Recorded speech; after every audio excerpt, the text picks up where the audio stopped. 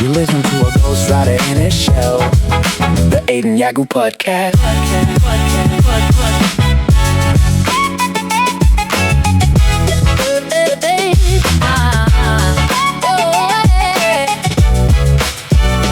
Don't go shy. Hiyo, welcome back. So, the last 2 weeks have been a welcome pause from my usually rather busy schedule. I took some time to work on a couple projects and finally made some progress. I'm still a bit salty about the whole Claude Fable debacle and the fact I wasn't able to one-shot one of my plans when it was still active, but alas, I'm sure it won't be long until it's back up. Who knows?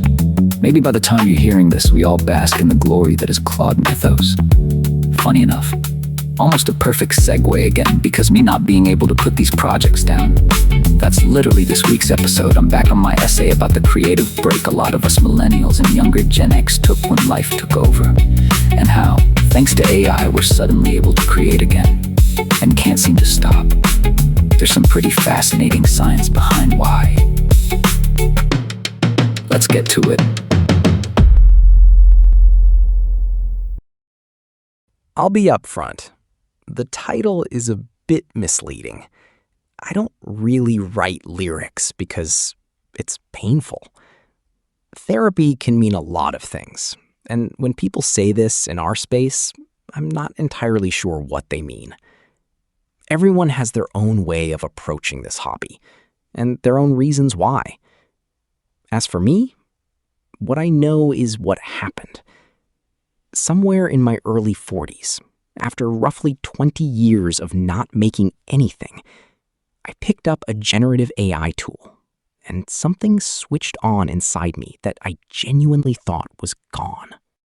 Since then, I've written complex rap lyrics, built cinematic music videos, launched a YouTube channel, learned video editing to a functional level in a matter of weeks, and built this entire website to give myself more places to put things.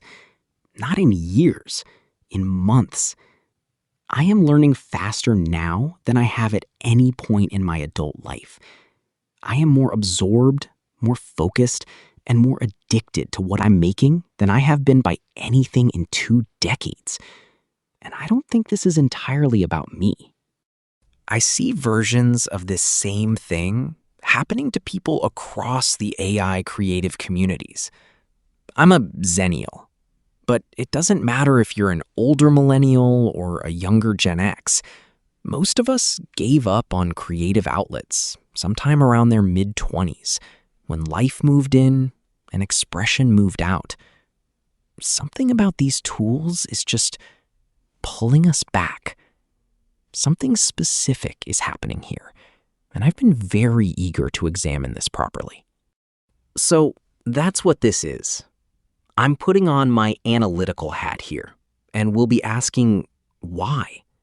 What is the psychology of this? What does the neuroscience say? And given what's coming legally and institutionally for the tools that made this possible, where does it all go? Or maybe how long do we have? Let's start at the foundation. Long before AI entered the picture, psychologists had documented something important about the act of putting internal experience into language. The foundational work here belongs to James W. Pennebaker, a professor of psychology at the University of Texas at Austin, whose expressive writing research, beginning in 1986, established that the act of writing about emotionally significant experiences produces measurable improvements in both psychological and physical health. Pennebaker's 1997 paper, Writing About Emotional Experiences as a Therapeutic Process, summarized results from approximately 20 studies. Students who wrote about traumas for 15 minutes a day over 4 consecutive days visited the Student Health Center at roughly half the rate of control subjects in the following 6 months.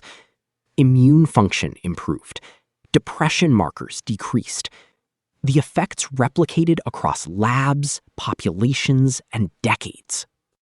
The goal here is to put upsetting experiences into language.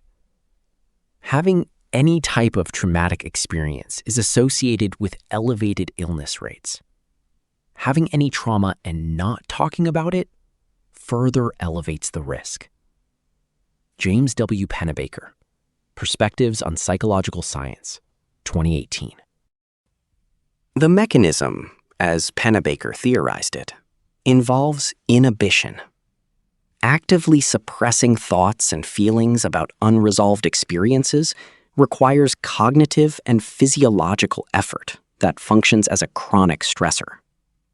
Writing externalizes the experience, metabolizes the emotion, and critically imposes a narrative structure on what was previously unstructured distress.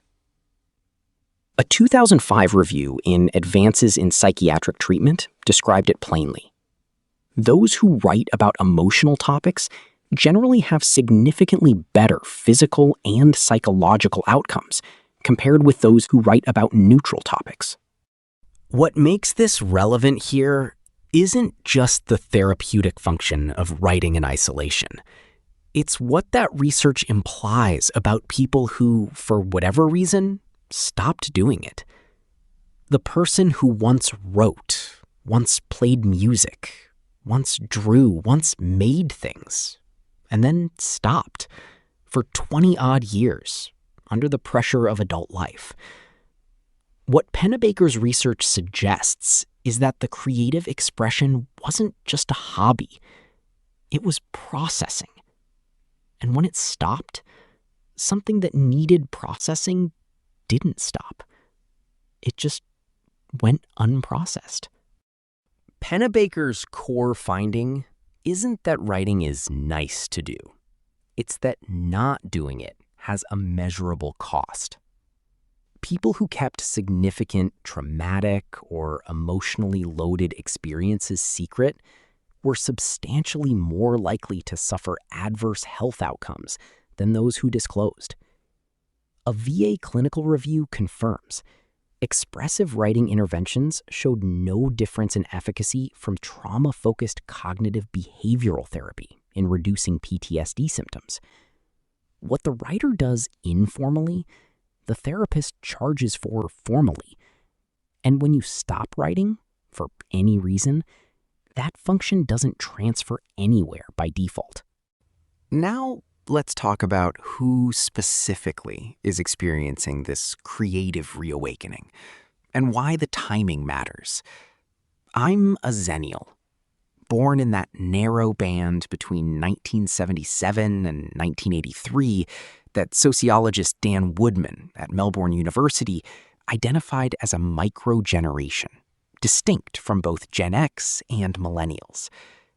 As researchers describe it, we had an analog childhood and a digital early adulthood, the last generation to remember organized childhoods without screens, and the first to adopt every subsequent technology wave as young adults rather than being born into it. We grew up with cassette tapes, played Oregon Trail on early computers, got our first cell phones in our early 20s, and learned to build a social media presence in our 30s. This dual fluency, the ability to read both analog and digital environments with equal ease, turns out to be psychologically significant when you meet a tool like generative AI.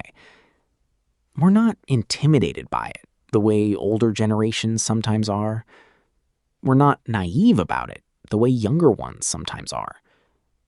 We have enough accumulated life experience to have things to say, and enough technical comfort to pick up the tool quickly. That combination is, it turns out, extremely good conditions for a creative explosion. And here's the neuroscience that underpins why. Midlife brains, in the 40s specifically, are measurably better at pattern recognition, connection making, and integrative thinking than younger brains. Not at everything. Processing speed declines. But the ability to synthesize accumulated knowledge, to draw unexpected parallels, to construct meaning across domains, these peak or near peak in midlife. The experience of 20 years of adult life, even if no formal creative work was happening, was still loading the mental library. The brain was still making connections. The raw material was accumulating, even when the output had stopped. A landmark 2025 study, published in Nature Communications, measured what happens to the brain during sustained creative engagement, using brain age markers to track biological aging. The finding was striking. People who engaged in creative activities, music, visual art, dance, even certain video games, showed measurably younger brain age profiles. The effect scaled with expertise. And critically, even short-term creative training produced detectable changes in just several weeks. The brain responds to creative engagement with something that looks at a biological level like a reversal of the clock. I don't think this is coincidental. The people I see in AI creative communities who've gone from dormant to obsessively productive aren't just having a hobby. They're responding to something their nervous systems have wanted for a long time, given back to them through a door that wasn't there before. This is the distinction I keep coming back to. I don't think generative AI created my creativity. I think it systematically removed the specific obstacles that had been standing between me and it for 20 years. To understand why that matters so much, you need to understand what those obstacles actually are. Mihai Csikszentmihalyi, the Hungarian-American psychologist, considered the founding figure of flow research, spent decades studying what happens when people enter states of complete creative absorption. His formulation of flow, described as a state in which people are so involved in an activity that nothing else seems to matter. The experience is so enjoyable that people will continue to do it, even at great cost, for the sheer sake of doing it. And this is central to understanding what creativity unlocking feels like from the inside. It's not effort. It's the opposite of effort. It's being pulled by something intrinsically rewarding, rather than pushed by obligation. Csikszentmihalyi identified the conditions required for flow. The task has to offer a genuine challenge, but one proportionate to your current skill level. Too easy, and you're bored. Too hard, and you're overwhelmed and quit. The window between boredom and overwhelm is where flow lives, and where creativity happens. The problem with traditional creative tools for someone who hasn't practiced in 20 years is that the technical skill required to produce anything resembling what's in your head is massive. You can hear the music. You can't play it. You can see the video. You can't edit it. The gap between imagination and execution is crushing enough to kill the impulse entirely. And for most people, it does. That's why they stop. And I mean, yeah, duh. I wrote like 50 songs last year. How else do you explain that?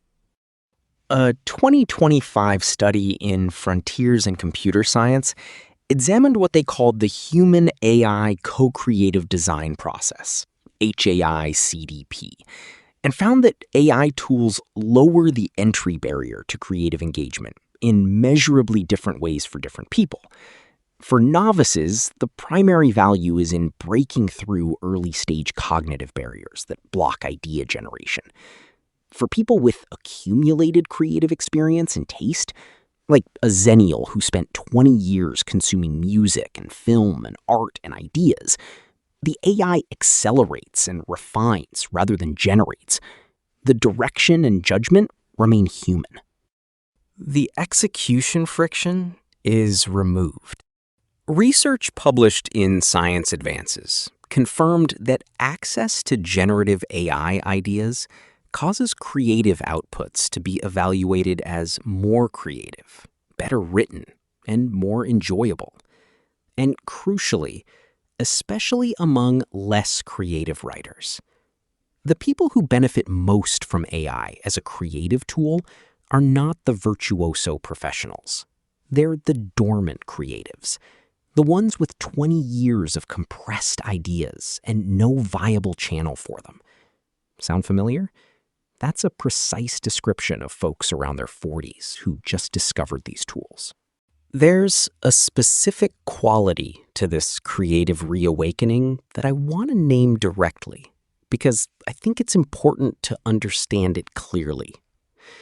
The compulsive quality, the inability to stop, the way it consumes time and attention at the expense of other things, has a precise psychological explanation.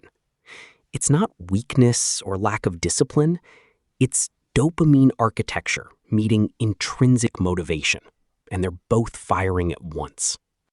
Csikszentmihalyi described the flow state as autotelic. I had to Google that.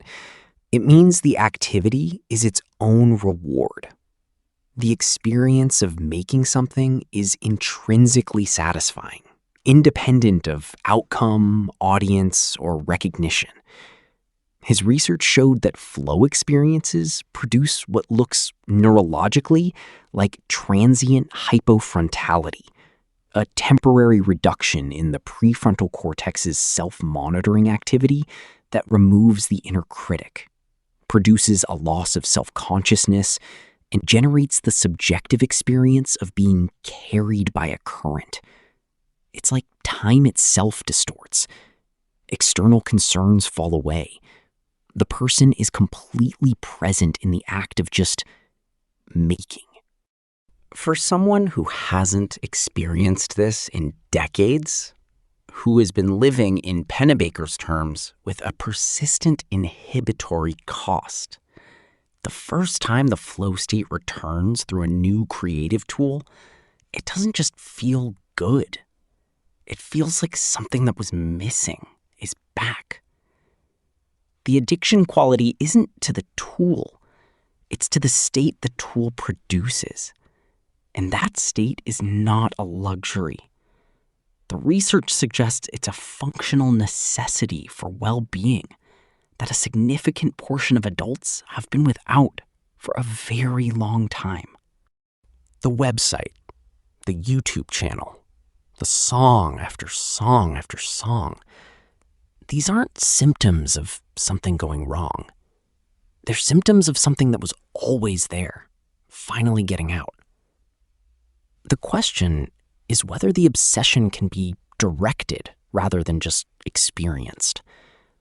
Whether the creative energy that AI has unlocked can be channeled into something durable, or whether it will eventually exhaust itself on the treadmill of output for its own sake.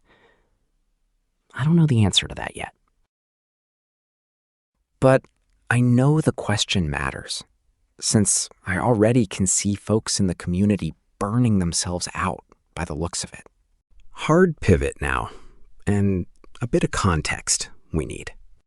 In June 2024, the Recording Industry Association of America, on behalf of Sony Music Entertainment, Universal Music Group, and Warner Records, filed landmark copyright infringement lawsuits against both Suno and Udio, alleging both platforms trained on copyrighted recordings at massive scale, without permission or compensation. Suno responded, arguing fair use, that its model learned from music the way a human musician does, by listening, not by copying. Then, fairly quickly, the industry's fighting posture started to look like something else entirely. You're welcome to read WMG's Victory for the Creative Community framing however you like. What it actually describes is a major label that sued an AI company and then signed a partnership deal with the same company once the legal leverage produced favorable commercial terms. The artists whose recordings allegedly trained the model without consent are not mentioned in the settlement terms, because that's not how these things work, and never has been. Which brings me to something I feel strongly about, and want to say clearly. I don't have much patience for the music industry, or some tech bro positioning itself as the moral guardian of creativity here. Not because the copyright arguments are necessarily wrong in a legal sense, but because the industry bringing them has its own history to answer for. Spotify's streaming ecosystem has been documented as riddled with fake artist fraud, bot networks, and what investigators uncovered as an internal Spotify program called Perfect Fit Content, where cheap tracks were commissioned under fabricated artist names and placed on curated playlists, paying lower royalties than real artists would receive. Rolling Stone's investigation into streaming fraud found the practice so embedded that artists, managers, and labels were all participating, inflating streams through bot farms to gain chart positions and royalty calculations. The streaming revenue that musicians now say is being cannibalized by AI was already being cannibalized systematically, structurally, from the inside, long before the first Suno user released his first track. I understand where working musicians are coming from. The anxiety is real, and the displacement concern is legitimate. But the labels standing in court, framing this as a fight for artists, are the same entities that built a streaming infrastructure where a significant portion of the plays were never real to begin with. That context belongs in this conversation. Go into the comment sections under any video from an AI music critic. Past the hostility, past the slurs and the gatekeeping, you find something that doesn't fit neatly into the legal argument either side is making. People writing things like, "The only thing that reawakened my love for music was these tools, and you want to take that away from me?" That sentiment is everywhere, across communities, ages, backgrounds. It's millennials, zennials, and Gen Xers who hadn't touched anything creative in years, suddenly unable to stop making things. The AI companies, whatever you think of their business practices or the ethics of their training data, accidentally did something the music industry spent decades failing to do. They gave a generation of dormant creatives a reason to care about music again. Not as consumers, as makers. That's not a legal argument, but it is a real thing that happened, and it deserves to be somewhere in the record. Here's where I stop pretending this is a debate with an open outcome. The Western legal system is having a very serious conversation about AI and copyright in very serious courtrooms with very serious lawyers. And none of it matters in the way the people having it seem to think it does. Not because the law is irrelevant, but because the law is local and the technology is not. While the RIAA litigates in Massachusetts federal court, Chinese AI music models are training on everything, bound by no Western intellectual property framework, subject to no American court ruling, and getting better at a pace that makes the Suno debate look like a dispute about candle manufacturing the year the light bulb was invented. Udio can settle. Suno can license. A ruling can come down tomorrow that reshapes the entire US AI music industry. And a model released out of Shenzhen trained on the latest Spotify leak next quarter doesn't care. Neither does the open source ecosystem, which has already produced locally runnable music generation tools that no courtroom on earth can decommission. You can win every motion in that room and still lose to some kid with a gaming PC and a download link. It's a cease and desist served on the weather, and the weather does not care. These are two separate conversations that only one side seems to realize aren't connected. And then there's the question nobody in the legal debate wants to answer directly. What happens when it becomes genuinely indistinguishable? Not almost, not close. When a trained ear in a blind test cannot tell the difference between an AI-generated track and one made by a human producer. We are not far from that point. Some would argue certain genres are already there. At that moment, the entire framing of the debate collapses. You cannot protect something you cannot identify. You cannot gatekeep authenticity when authenticity is no longer audible. The industry's argument depends, at its foundation, on there being a detectable difference worth protecting. That foundation has an expiration date, and it's approaching faster than any appellate court moves. What this means practically, for me, for the communities I'm part of, for every dormant creative who found their way back through these tools, is that the creative reawakening doesn't have an off switch. Even in a world where every Western AI music platform gets litigated into licensing compliance or shut down, the tools exist. They're spreading, they're getting better, and they're increasingly running on hardware you own. The genie left the bottle the moment the first model went open source. Everything since then has been legal theater, performed for an audience that doesn't quite realize the stage is already empty. For me personally, and I suspect for most similar-aged folks in this space, what matters most was never the platform. It was what the platform proved. That the gap between having something to say and being able to say it could be closed. That 20 years of quiet didn't mean the voice was gone. The rap lyrics about borders and fear. The website built because there were things that needed saying. The compulsive making of worlds out of analog memory and digital tools. That didn't come from Suno. It came from somewhere that no court ruling touches. Pennebaker would recognize it. Csikszentmihalyi would recognize it. The tool was never the point. The expression was the point. It always was.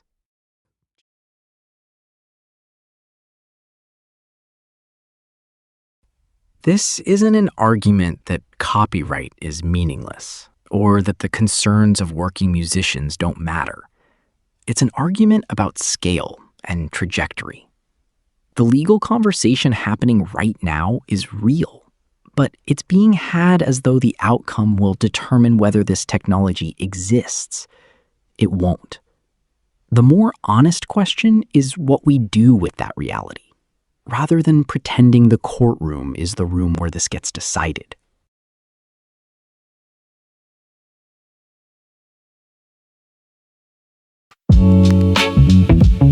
You've been listening to A Ghostwriter in a Shell, the Aiden Yagu podcast, an AI production by Aiden Yagu. Now, don't go shy. Come and say hi to Aiden, a guy in AI. Oh my.